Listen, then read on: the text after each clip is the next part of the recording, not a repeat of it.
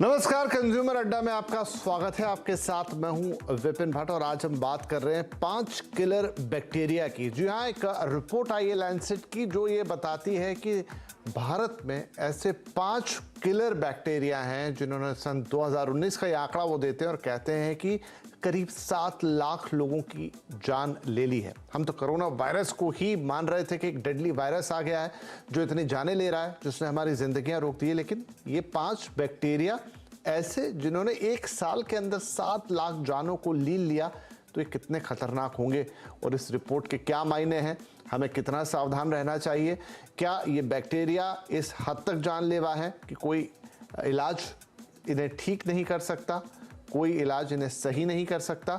आखिर आप और हम इससे कैसे बच सकते हैं और इनका पता कैसे लगाया जा सकता है, सारे सवाल आज महत्वपूर्ण होंगे क्योंकि रिपोर्ट आ रही है लैंसेट की तरफ से।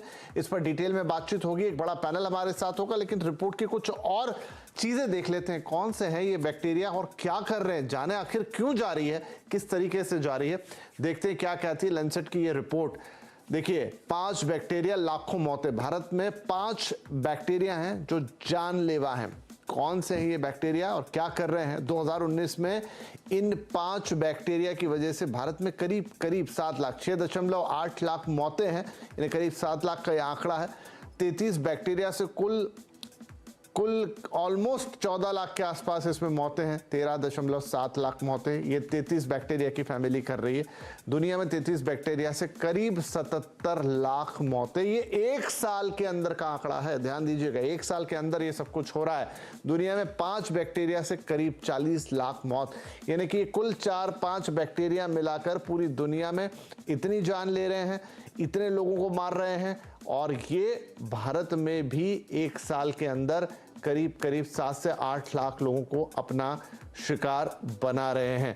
तो ये क्या है? देखिए, वैसे तो हमने नाम भी दिए हैं यहाँ आपके लिए। ई कॉइल, इससे होता क्या है? डायरिया, निमोनिया जैसी बीमारी, और ये करीब 1.5 लाख से ज्यादा मौतों के लिए जिम्मेदार है।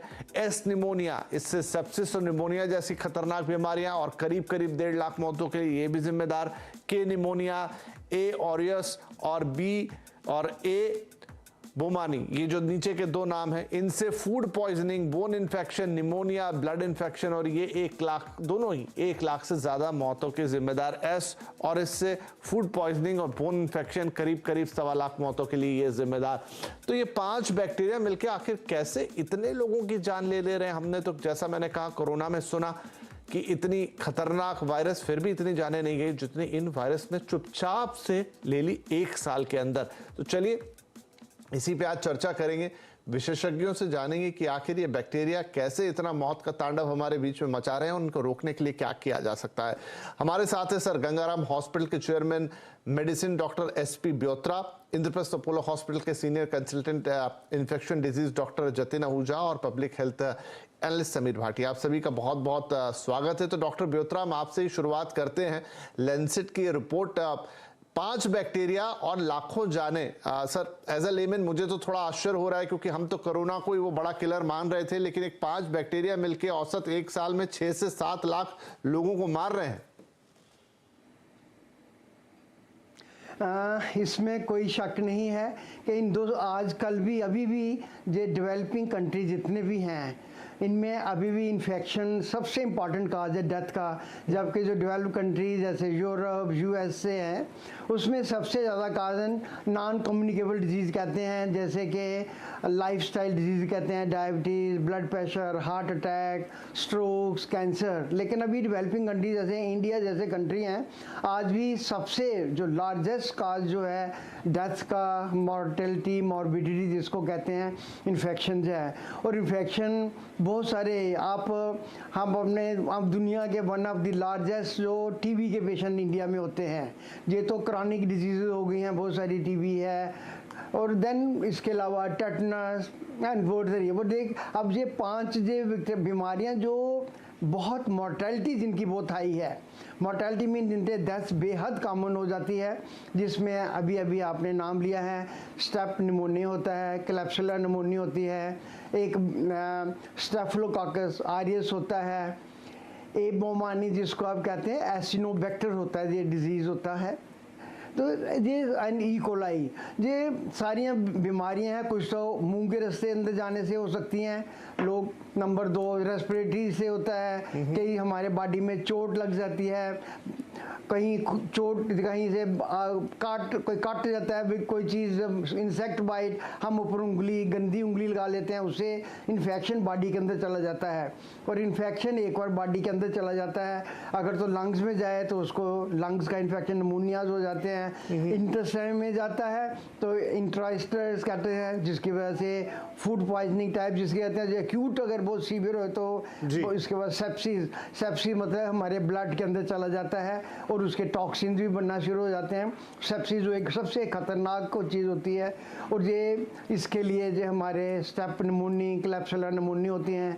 ई कोलाई जो है डायरिया भी हो जाता है ई कोलाई बच्चों में, और बड़ों में यूरिन ट्रैक इन्फेक्शन हो जाता है। और इसके अलावा जैसे मैंने बहुत सारी अभी आजकल गर्मियों में आते हैं तो साल्मोनेला इन्फेक्शन कहते हैं, जिसको टाइफाइड ग्रुप ऑफ ऑर्गेनिज्म, वो भी बहुत सारा हमारे कंट्री में, उससे भी बहुत सारे प्रॉब्लम होती है। एंड देन अनदर बहुत अभी जो सीरियस, सबसे one of the serious we call acinetobacter बोमाने।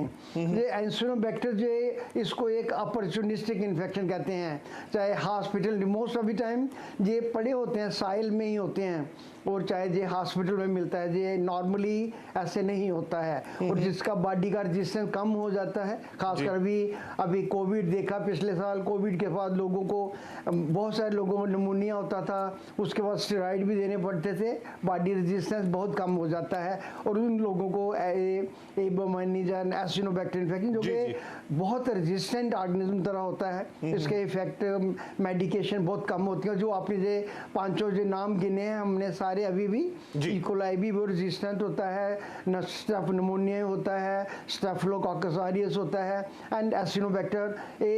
अब एक और हमारी अनफॉर्चुनेट पार्ट यह है कि हमारे ऑन दी काउंटर मेडिकेशन बहुत मिल जाती हैं, लोग जाते हैं यही सवाल डॉक्टर साहब मेरे मन में था। मैं डॉक्टर जतिन आहूजा साहब के पास जा रहा हूं कि डॉक्टर आहूजा, कोरोना